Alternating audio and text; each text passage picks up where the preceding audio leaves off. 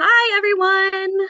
Welcome to Old News, where the fossils are old but discoveries are new. My name is Laura Beth, and I'll be your host today. So I'm going to be keeping an eye on the chat to make sure that we don't miss any of your questions or comments. We would love to hear from you. So please type into the chat if you're joining us live and let us know if you have questions.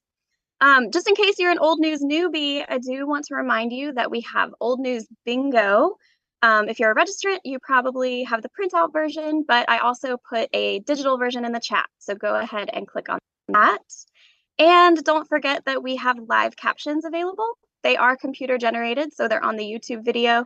Just click that button at the bottom of the video that says CC, and you will start seeing some captions.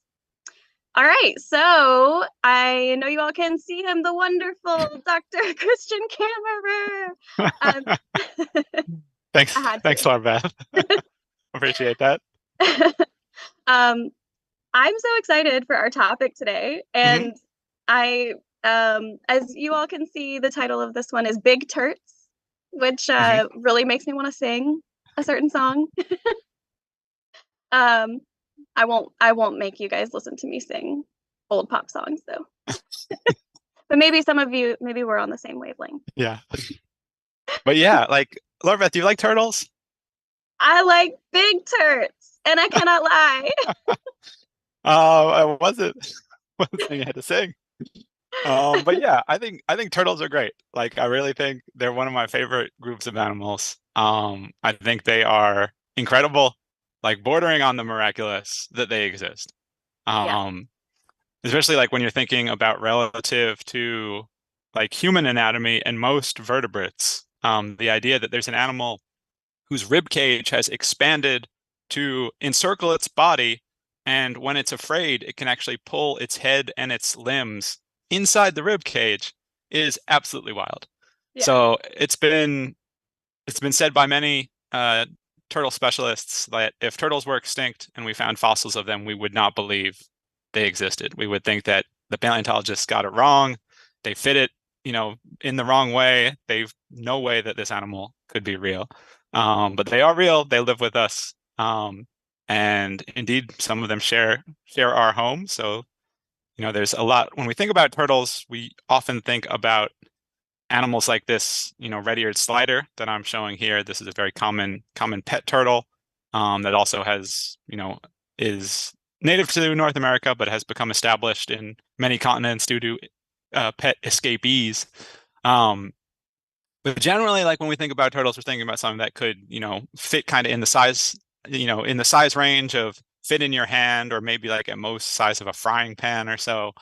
Um, Generally not having to deal day to day in our lives with, gigantic turtles. But there are some out there, even in the modern world. So of course, people are probably familiar with the famous Galapagos tortoises from the Galapagos Islands, written about by, Charles Darwin, and many eminent naturalists have worked on this group. Um, One of a series of island giant tortoises. Others include the Aldabra tortoise from the Indian Ocean. Um, then there are also some truly giant soft-shelled turtles that are endemic to Southeast Asia nowadays. A whole handful of species of these, most of which are unfortunately pretty critically endangered. But they live in various freshwater ecosystems in Southeast Asia, and can have shell diameter, over 3 feet long in some cases. Very sizable turtles. And even here in North America, we have some pretty big freshwater turtles. So you've got the alligator snapper, which also can be more than 3 feet in length. And so right here in the southeast, we have some very very formidably sized turtles. And although these are all, quite impressive animals, you have to go into the marine realm to start, getting some true giants. So the largest living turtle is Dermocheles coriacea, the leatherback sea turtle, as you can see here next to some people, is truly a giant turtle. This can be over 8 feet long, over 1,000 pounds. So one of the largest living reptiles, really at all. Um, And this is an open water. This is a pelagic sea turtle. It's actually of such a size that it's even able to live in fairly cold waters. So most turtles, they're reptiles, they're cold-blooded. They can't handle cold water. They usually live in tropical oceans. And you may even have like seen in the news, especially like here in North Carolina, about sea turtles hitting kind of bubbles of cold water or cold fronts and getting cold shocked. And then basically you have these turtles that they go into torpor, into almost like hibernation. They just are asleep all the time because it's too cold for them to wake up. And they can be floating around for weeks or months at a time. And if they wash up on shore and they're dehydrated and starving, and sometimes they need to go to sea turtle rescue centers to be nursed back to health and all that. So most sea turtles, they can't handle the cold water. Leatherbacks, generally can, just because they have such extreme mass. It's what's called gigantothermy. So they still, they don't have the full warm-bloodedness of a mammal, but they have such dense bodies basically. So their volume to surface area ratio rather is such that they're able to retain heat better than a lot of other reptiles. So leatherbacks, they're impressive and really incredible animals. And although they're the most gigantic of the living turtles, they are far from the biggest turtles that have ever existed in Earth's history. So for the real sort of gargantuan turtles, we need to go into the deep time record, into the fossil record. And that's where we hit things not quite as big as you see in various, prehistoric animal B movies, but still, I think quite impressive. In the form of things like Archelon here, which is the largest sea turtle ever known to have existed. So this is an animal that lived in the late Cretaceous period, lived in shallow seas of North America. And this is, a turtle that was probably around 12 feet long in total. It's always described like in like kids' dinosaurs books as the size of a Volkswagen Beetle, which is a unusually specific point of reference for a turtle, but it's fairly accurate. Um, it's a very large turtle. So this also is similar to the living leatherback in that it doesn't have sort of a fully roofed shell with these bony scutes to protect it. It would have had sort of the soft leathery skin covering the surface. So most reconstructions of what Archelon would have looked like alive show it with sort of that leathery back to it. It does differ from the leatherback in some interesting ways, though, most notably in the skull. So leatherback sea turtles are specialists on soft-shelled marine invertebrates, so they eat a lot of things like jellyfish. Um, Whereas Archelon has this very strongly hooked beak, suggesting that it was sort of tearing apart somewhat more resistant prey. So probably things like, ammonites or nautiloids or other sorts of marine mollusks that were living there at the time, something that would really necessitate having kind of that can opener of a beak out there. So there's more diversity in fossil turtles also than just, being blown up versions of modern sea turtles. And Archelon's actually only one, it's the biggest, but it's one of a number of large extinct sea turtles from the age of dinosaurs. So it's a member of this group, the Protostegids, which is an extinct family of sea turtles that really, had quite a bit of diversity in size. So everything from Archelon, which, is the size of a Volkswagen Beetle, to Protostega itself, the namesake of the family, which was, maybe like 6 foot long turtle, so the size of large modern sea turtles.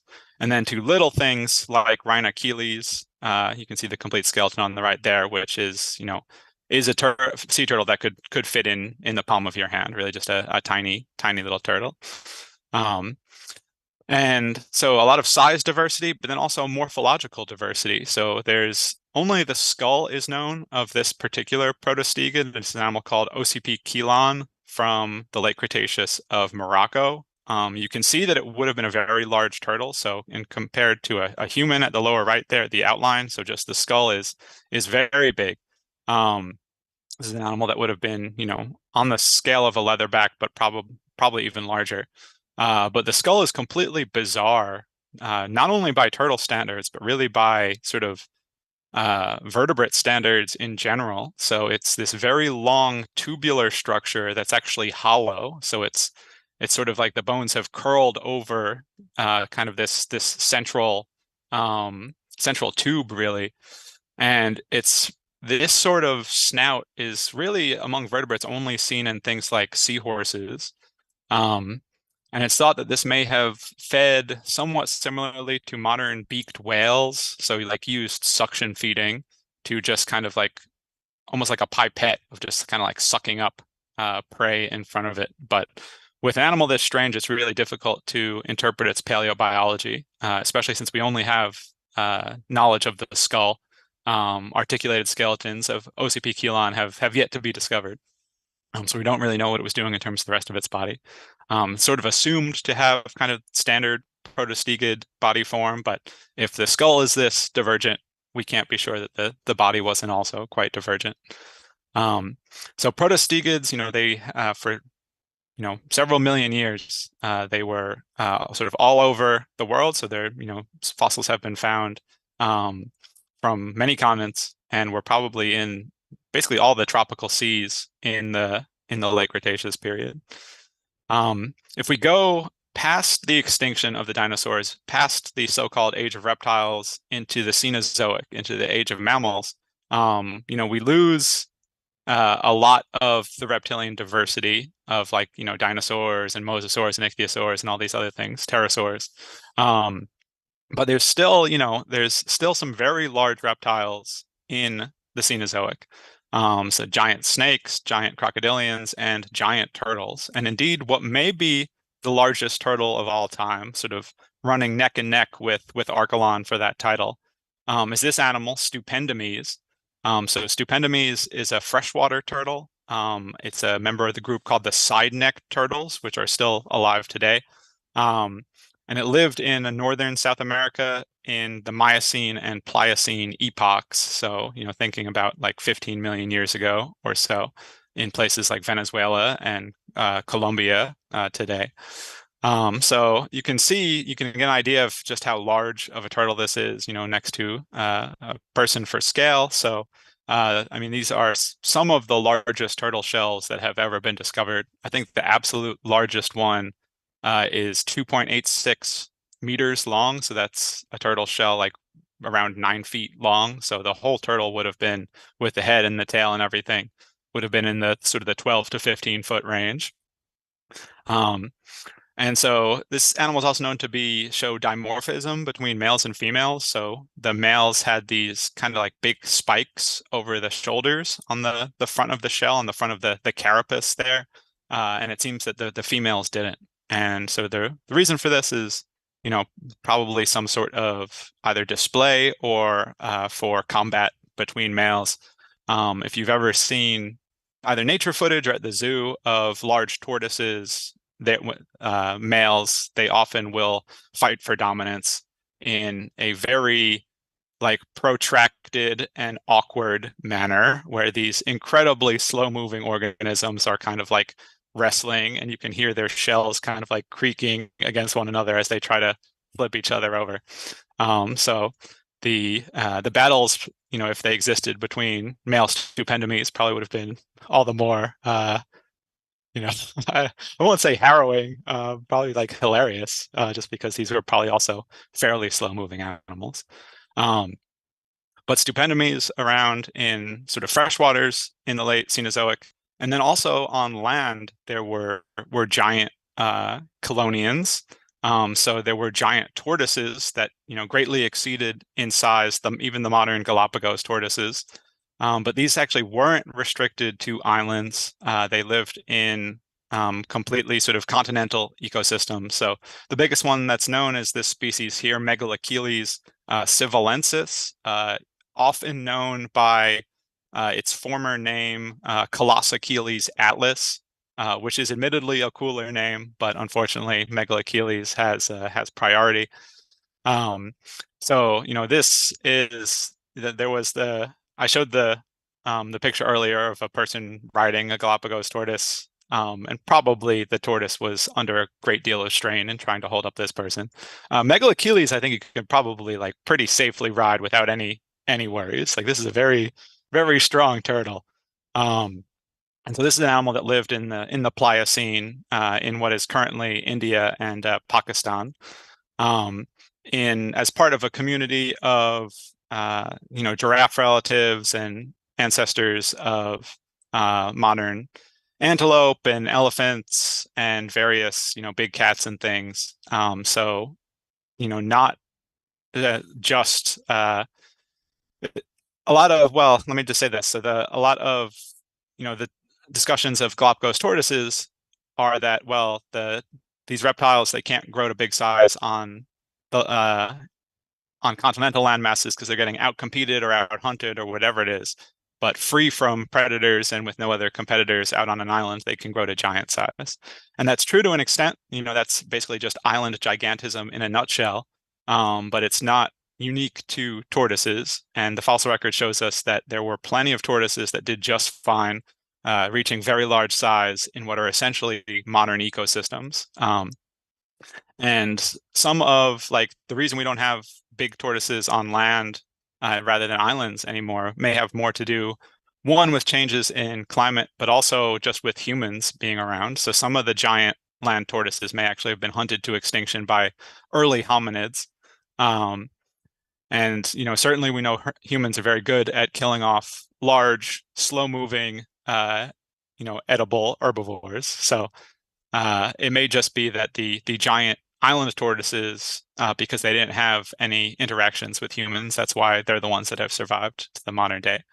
But basically, all of these show that giant turtles and tortoises, tortoises just being sort of a subgroup of turtles, really, have evolved time and time again, kind of throughout evolutionary history, at least since the Cretaceous. And these are kind of just like the highlights of the giant turtle fossil record that I've shown you today. But there are fragmentary discoveries suggesting that sort of giant turtles were more common and more diverse than we've even realized. So if you look at sort of where they fit into the stratigraphic record, so most of those protostegid, the giant sea turtles that I was talking about, they're from the late Cretaceous. And then you have these giant tortoises like Megalocheles and giant freshwater, the side neck turtles like Stupendomes from the late Cenozoic there. And there's a lot of time basically between these spans where we don't have necessarily great fossil records for turtles. And I think there's every likelihood that in the Paleogene, for instance, there were giant turtles as well that we'll find at some point. There's already a few discoveries from like the Paleocene and Eocene in South America that suggest that some fairly large turtles were living there. It's known that giant members of other reptilian groups, like giant snakes and crocodilians, were already around in the Paleogene. So I think it's probably only a matter of time before we find more early Cenozoic giant turtles. And as go the Cretaceous turtles, most of the discoveries that I showed you earlier are from the Western Interior Seaway, which is basically the sea that separated Western and Eastern North America and cut through what is now like Nebraska and Kansas and places like that. So Archelon has only been found out in the chalk in those Midwestern states. But there are, more fragmentary finds suggesting that these giant turtles were everywhere. They weren't just restricted to the interior seaway. So I think one of the neatest examples of that, just from a sort of like history of science standpoint, is this animal, Atlantocheles. So in the early 1800s, this single fragment of bone was found in New Jersey. So this is the distal tip. So this is kind of the end of a humerus, so the arm bone of a very large turtle. So turtles have very distinctive limb bones. It's usually pretty easy to tell, especially a sea turtle limb bone. So it was known that it was a turtle, even with so little information. Um, but this was all that had been found of Atlantocheles, and it was always one of those things where, boy, we wish we had more of it. Um, so then, almost 200 years later, in 2012, um, uh, a vocational fossil collector found a chunk of bone in a brook in Monmouth County in New Jersey, and sent it to the New Jersey State Museum. And scientists there immediately, they knew about Atlantocheles and thought, oh, maybe this is a new specimen of Atlantocheles.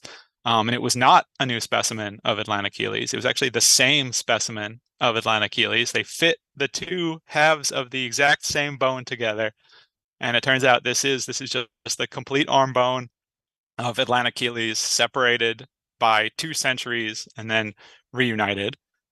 So this is indeed from quite a sizable turtle. Would have been similar in scale probably to a modern leatherback. But I think it's just incredible that they were able to find the other half of a single bone after such a vast amount of time. There have been a few other cases of finding like the rest of a skeleton in paleontological history, but none of them really separated by such a gap in time. Um, and it's also surprising because, you think, oh, erosion is happening constantly, and, bones that you don't find are going to get weathered out and destroyed in something like a river system, like these brooks in New Jersey. But I guess, not in this case. It took just a long, long time for the rest of it to weather out. So it gives us hope that, some of our more fragmentary fossils we'll find the rest of someday. Um, and also hope that, someday we might find more of Atlantocheles. So I think Atlantocheles is cool, not just from the standpoint of, oh, wow, they found the rest of this bone after such a length of time.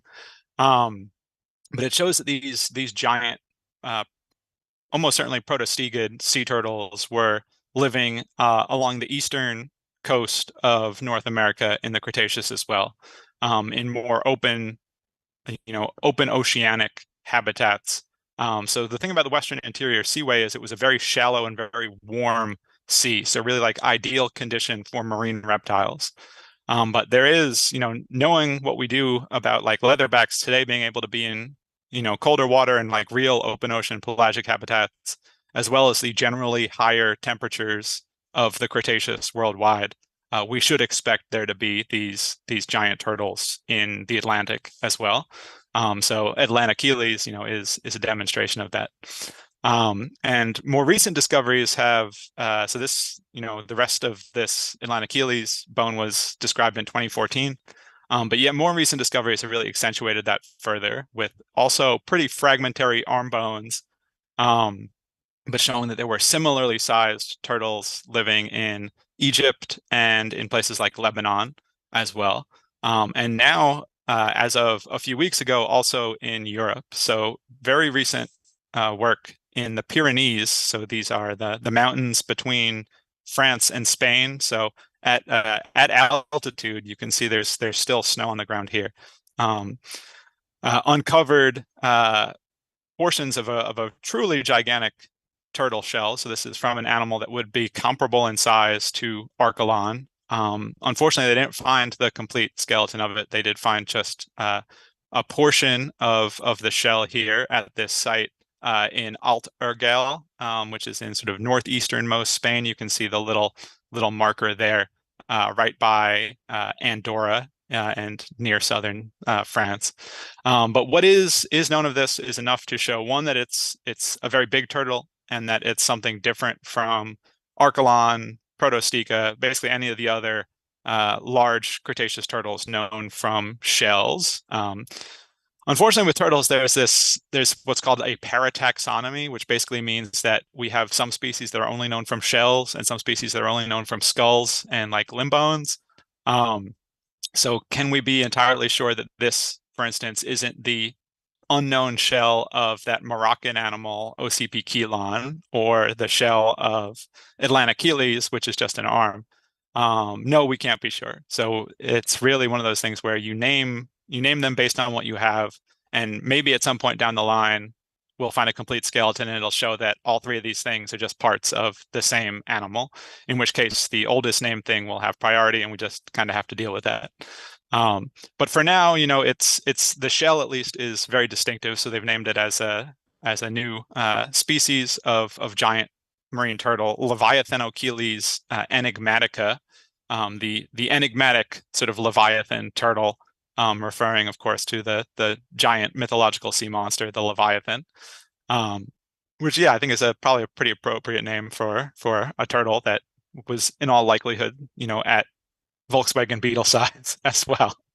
What's really interesting about it to me, though, one, it's just, shows, it confirms a pattern which has already been taking shape, which is that these giant Cretaceous turtles were probably worldwide in extent. They weren't just living in the Western Interior Seaway, they were living in the Tethys, which is around, Eastern Europe, North Africa, sort of Middle Eastern region. They were living in the Atlantic. If we had fossils from the Pacific of this age, we'd probably find giant turtles there as well. Um, but it also shows something that I was mentioning earlier, that turtles have evolved giant size numerous times in their evolutionary history, because it doesn't seem to be a protostegid. So the Protostegidae, this family that includes Archelon and Protostega and Ocypechelon and a lot of these other big Cretaceous turtles, is one of the earliest diverging members of the sea turtle group, the chelonioids. Whereas Leviathan Achilles in the phylogenetic analysis, sort of the family tree, that this group of Spanish researchers recovered who were studying this animal, found that it was a lot more closely related to modern sort of hard-shelled sea turtles, things like the leatherback, and things like the loggerhead rather, and the green turtle, as opposed to the leatherback or protostegids. With that said, the shell does seem to lack those hard scutes of something like a loggerhead, and probably had that more soft shell leatherback type sort of shell texture.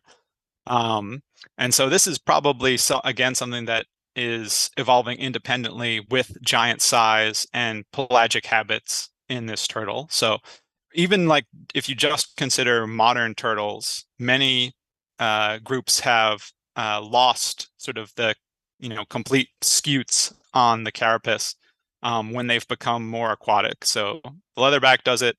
Soft-shell turtles, freshwater soft-shell turtles do it.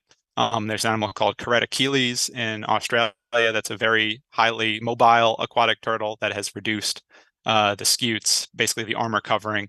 And this is because turtles have to walk the line between basically wanting to use the shell for protection and then wanting to be more hydrodynamic, to be better swimmers if they're in the aquatic realm. So of course the shell is great protection, and if you're on land, you want the shell to be really as strong as possible. So purely terrestrial turtles like tortoises or box turtles have very high domed shells with very thick scutes. So something like like a wolf or a mountain lion or something comes by and tries to chomp down on it, it can resist that. Marine turtles and freshwater turtles, they also obviously have to deal with predators. There are sharks, there are crocodiles and things out there. But if they had a tortoise-shaped shell that was that heavy, they wouldn't be able to really like swim through the water as well as they do. And sea turtles, they really do something quite incredible that's more like underwater flight than paddling. Just the way they move through the water is a lot like sort of the same series of motions that kind of birds use to fly.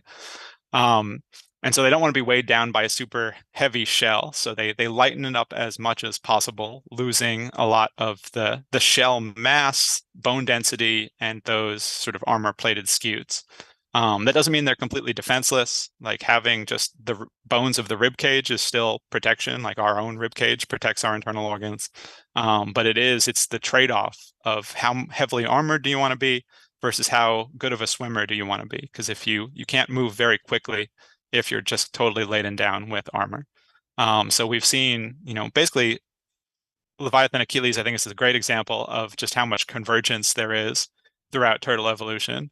So they get big a lot of times, basically whenever conditions are right, turtles, tend to become gigantic. and they tend to lose sort of the weight and the amount of armor on the shell whenever they're moving into these very, very aquatic ecosystems. I mean, most turtles are some degree of semi-aquatic, but when you're talking about true sea turtles or very active river turtles like soft shells, the weight of the shell just proves to be a hindrance rather than a benefit. So really, I think there's a lot of turtles, still to be found. And I wouldn't be surprised if we find, all sorts of like we never thought we'd find something like Ocypechelon either. A lot more diversity in these extinct turtles than we probably recognize at the moment. And I know I'm gonna say this wrong, but Ocypechelon? Yeah, yeah, Ocypechelon, the one with the big skull and the snout that's like a straw, hmm kind of. I'm really excited to, see what the rest of that thing looked like. I hope yeah, that's, and yeah, I think there's a good chance more of it will be found. So it's from these phosphate mines in Morocco that are still being very actively worked. Um, and so like, it's not one of these things from like this lost quarry that has becoming completely overgrown. Like it is being like very heavily mined. So I think, and more fossils are coming out of there all the time as a sort of a byproduct of that. yeah. So I think, yeah, there's a good chance we'll find complete skeletons of Ocypechelon at some point. Like complete mosasauran crocodile skeletons have come out of that site already. Wow. Wow. I did not know about that. I have a lot of questions. Okay. I'm gonna kind of work my way backwards. So like towards the end, you mentioned the swimming pattern of sea turtles is more like a flight pattern of birds. So Yeah. yeah, I was just wondering if you could like elaborate on that, or maybe if even we could like do that with our arms, or you could show me. Yeah, so 'Cause I didn't sure. know that. It's yes. So basically there are a lot of different ways for vertebrates to swim, and one of them is called underwater flight. And sea turtles are really the only group of living animals that do it. It's thought that one of the types of Mesozoic marine reptiles, the plesiosaurs, were also capable of this. Um, but basically, so the in sea turtles, the forelimbs, the four flippers, as you may say, are greatly enlarged relative to the hind flippers. And so kind of like birds, they only use the forelimb and they go through the same series of motions and at a very rough level, again, keeping in mind that you have a wing composed of feathers versus a flipper composed of like hard scales and everything. But on if you like if you were to basically look at where each of the points on the appendage, be it wing or flipper, how they move through space, there's a lot of overlap between sort of a sea turtle and a bird wing. Um, to a much greater degree than, say, like a marine iguana a or even like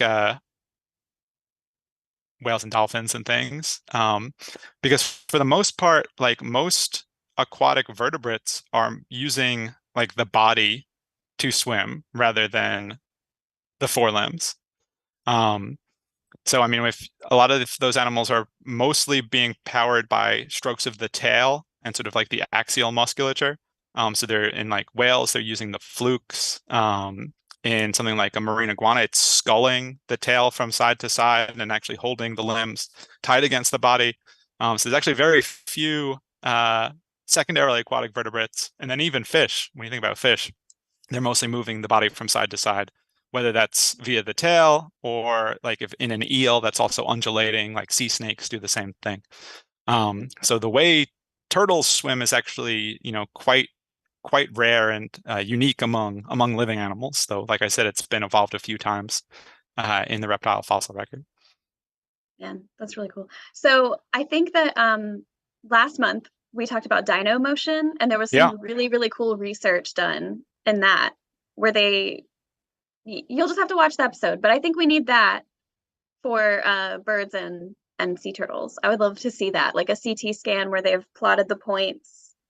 So, similar research has been done with turtle swimming. I don't think on sea turtles, but there has been a lot of work of using, I don't think X-ROM yet, but basically doing a lot of high-speed videography with sort of like marked points on the outside of the animal to like study biomechanics and locomotion in those things.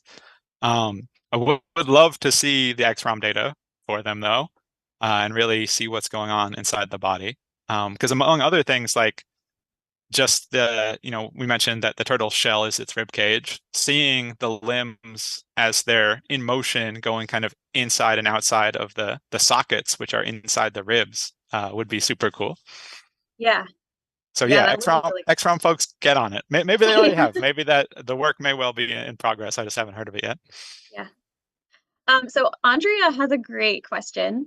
Are you familiar with Gamera, the Japanese giant monster turtle from old movies? Yes, And yes. okay, so you're familiar.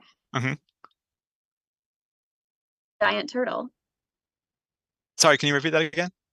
Oh, how realistic is this portrayal of a giant turtle? Oh yeah, okay. Um, so yeah, Gamera flies by shooting fire out of its four kind of like leg holes and then spins around in the air like a flying saucer. So I'm on that end, I'm gonna say not too realistic. Fair With enough. that said, so Gamera is certainly a beloved figure among turtle paleontologists because they Really? have named two different fossil turtles after Gamera.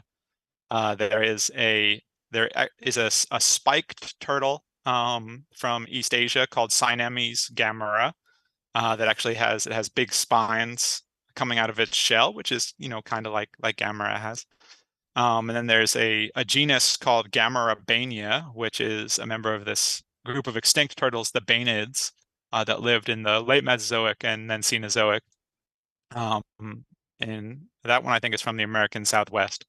So even though, Gamera's locomotion may not be especially accurate just in terms of the existence of there being giant spiky turtles has definitely wedged itself in the mind of paleontologists.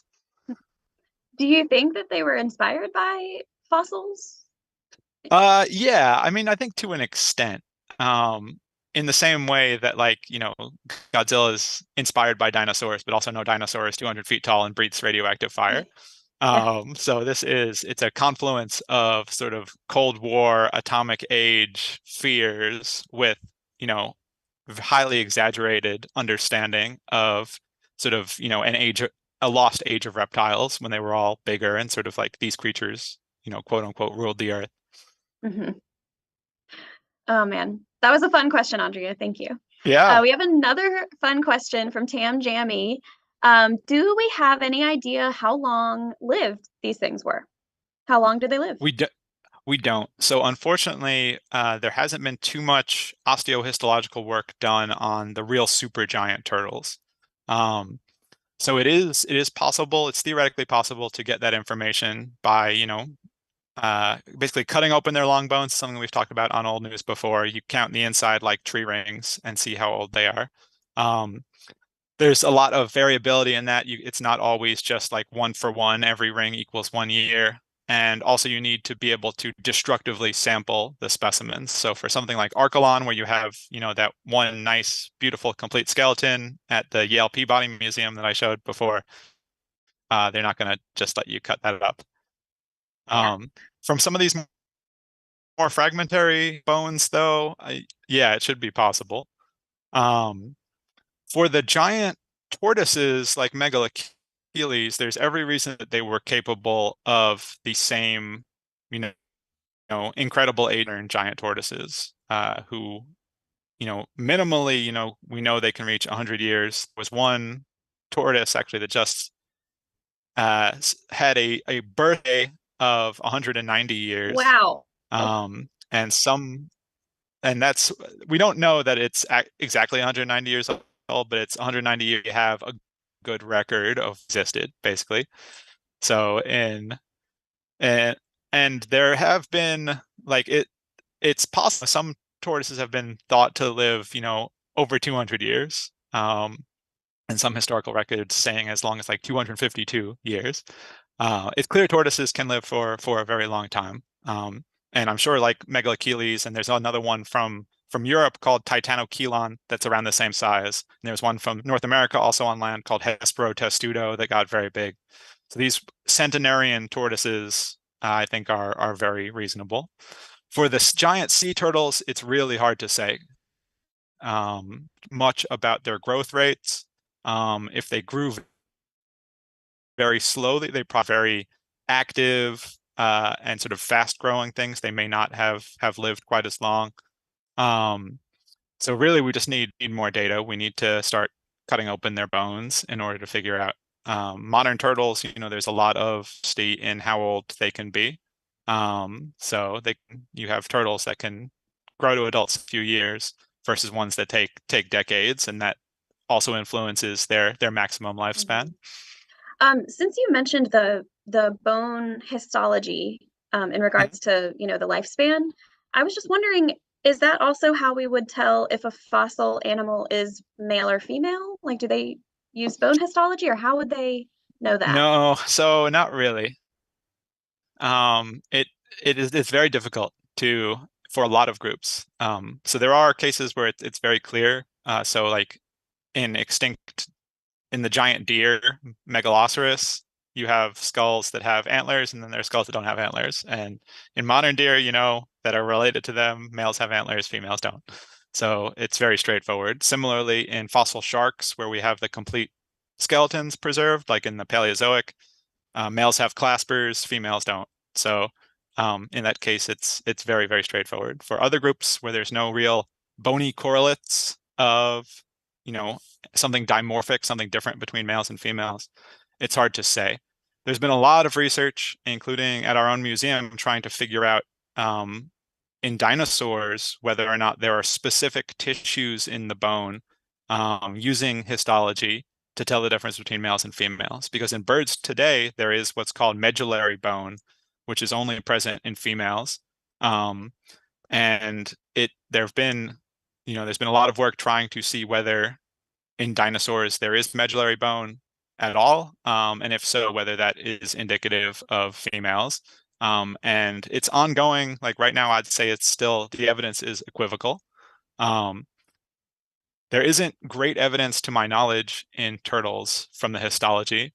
I think that the reasoning behind sort of the spikes in stupendomes, like that indicating a male versus a female, is just by analogy with modern side neck turtles, which do show comparable forms of shell dimorphism between males and females. Nothing quite as wild as those really giant shoulder spikes in stupendomes, but similar differences between the shell shape, some of which are used in agonistic behaviors, which is sort of like fighting between members of the same sex. Okay, so that makes sense then. Yeah, thank you. Mhm. Um, and Andrea also wants to know, do turtles vocalize or make any noises? Yeah, I mean, turtles, they're not quite as vocal as like birds or even like a crocodilian. Um, they depends on the turtle. There are turtles that make like they will hiss at you if you make them angry. Uh, there is, some turtles just kind of like have a low guttural, just kind of like a gulping noise. They're not super vocal, I'll say that. Is there a way for us to tell or to know if yeah, if fossil turtles, if prehistoric turtles were vocal? Yeah, probably not. They don't really have so like there are bony records of certain organs, like the syrinx in birds, which is what it's the structure that allows birds to sing.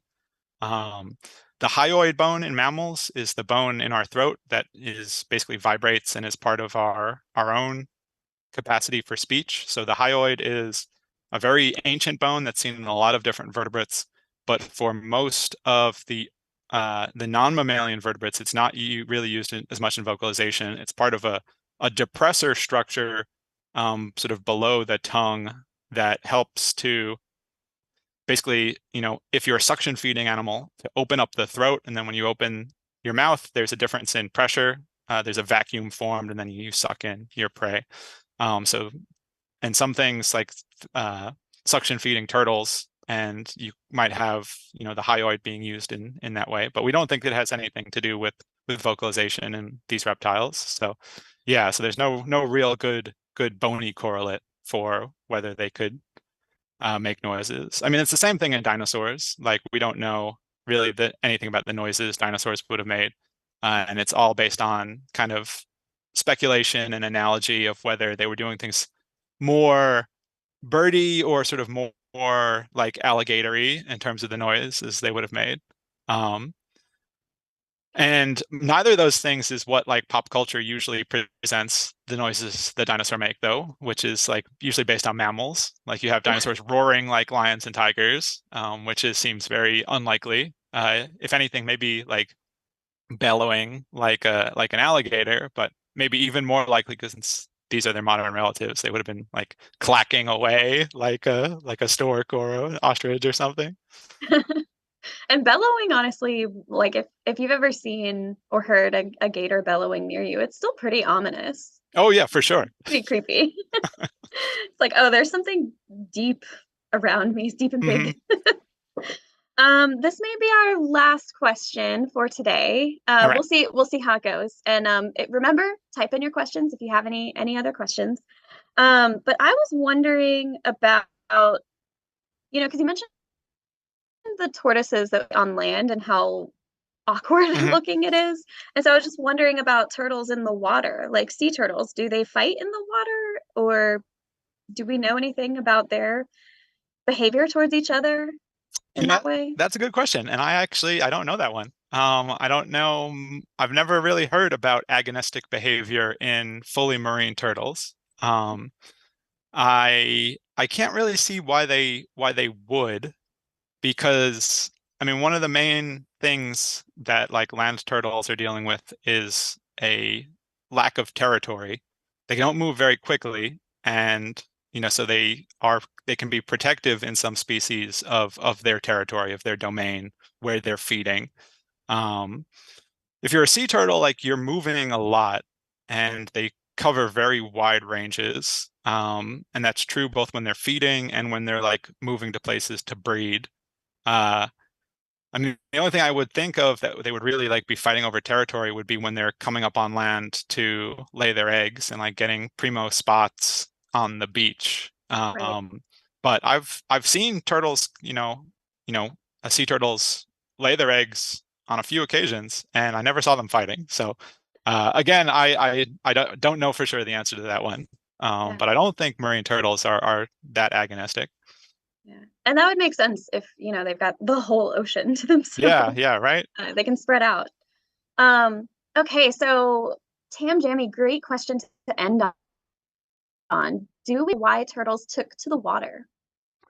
So, I mean, that's part of the broader question um, of basically why do reptiles and semi-aquatic things go into the water at all? Which you know, is to a degree different for each group in terms of the exact circumstances of why they return to the water. But generally, it comes down to resources. Basically, so you know, animals, they're always, trying to get food and reproduce. And that is what sort of natural selection is focusing on.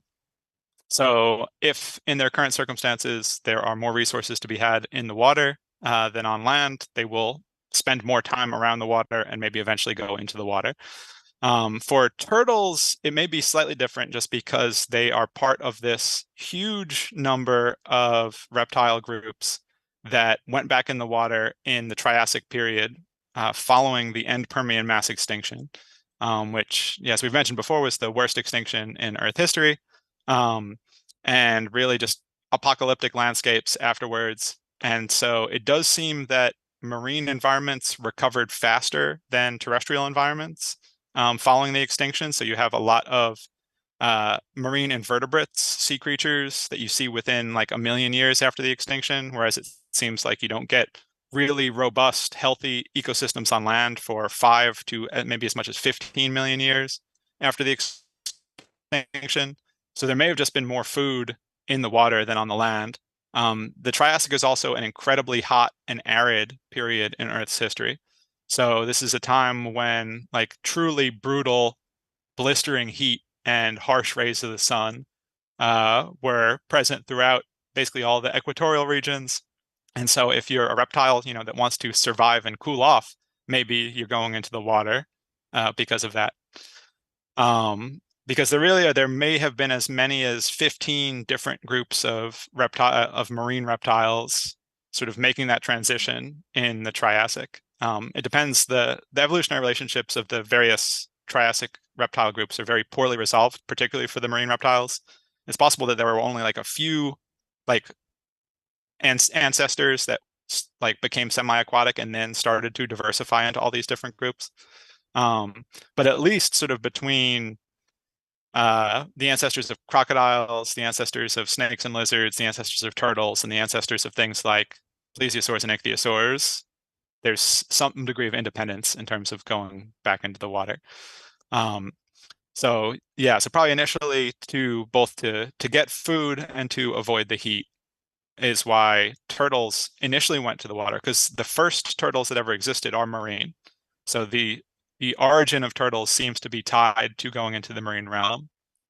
And then they become kind of terrestrial again, and then sea turtles go back to the water. So it's almost this cycle of turtles are initially in the water, then back on land, and then go into the water.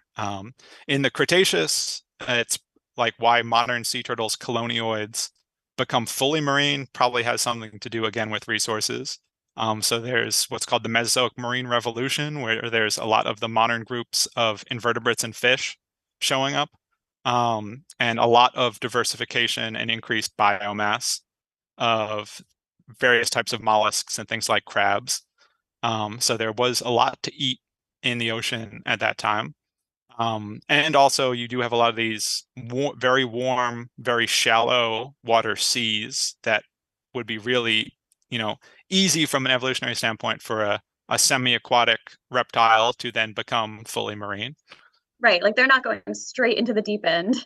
Yeah, so it's They're not making their it's way. not saltational. It's not from like land straight to the water. There's a lot of these semi-aquatic intermediaries between them. Mhm. Yeah, that is really interesting. And I know I said that was our last question, but I'm going to sneak one more in from our friend Michael. Would we have a prehistoric sea reptile skeleton on display at our museum someday? I would love that. I really hope so. Um, so the I mean, I'm doing field work uh, in the Cretaceous and have found sort of like fragments of mosasaur tooth and crocodile tooth. Would love to like find a skeleton and be able to mount it and put it on display. Um, I mean, we could like there are plenty of mosasaurs to be found in places like Kansas and Nebraska. If I just wanted to put a mosasaur on display, I could probably go and find one. But I really would like to find North Carolina marine reptile remains that are complete enough to be worth exhibiting. We do have we have a plesiosaur vertebra, we have croc teeth, we do have some sea turtle fragments that are on display already. Um, but yeah, the complete skeleton of any of these Mesozoic marine reptiles, I know it's out there somewhere in eastern NC. It's just a matter of finding it intact. Um, Gosh, get to work, Christian. What are you yeah, doing? Go find yeah, it. I've been slacking.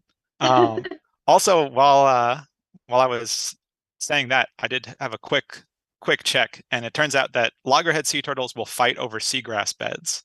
So getting foraging rights to where seagrass is. And So there's at least a little agonistic behavior there. wow, okay, so I'm gonna have to look into that. How loggerhead sea turtles fight. Yeah, I don't really Um, know how because I mean, I guess just biting at one another because they don't really have much. I mean, that loggerhead, that's they have a formidable beak in that Yeah. animal. But I can't really say it would be well, all turtle fights are silly. Like I love turtles, but I'm sorry, turtle fights are silly. So if they're just like kind of like whacking at each other's heads with their flippers, maybe that's how it goes. Sorry, turtles, you're just not intimidating enough for us to be impressed. Yeah. But man, Oh, if I was staring down an enraged bull stupendomes, I might have to eat my words there. yeah. Yeah, absolutely. I would not want to come across that in real life. Whew. All right. Well, everyone, thank you so much for joining us. And Christian, thank you for sharing your expertise with us as usual. Lots of great conversation in this one. I loved being able to talk about turtles. They're definitely a very weird group of animals. Yeah, those are Um, great questions. Yeah, definitely. Really We hope appreciate you that. join us again next month. I do have a link in the video description to a form where if you want to get email reminders about this program, you can sign up. You can also subscribe to our YouTube channel and, our video will pop up whenever we start going live.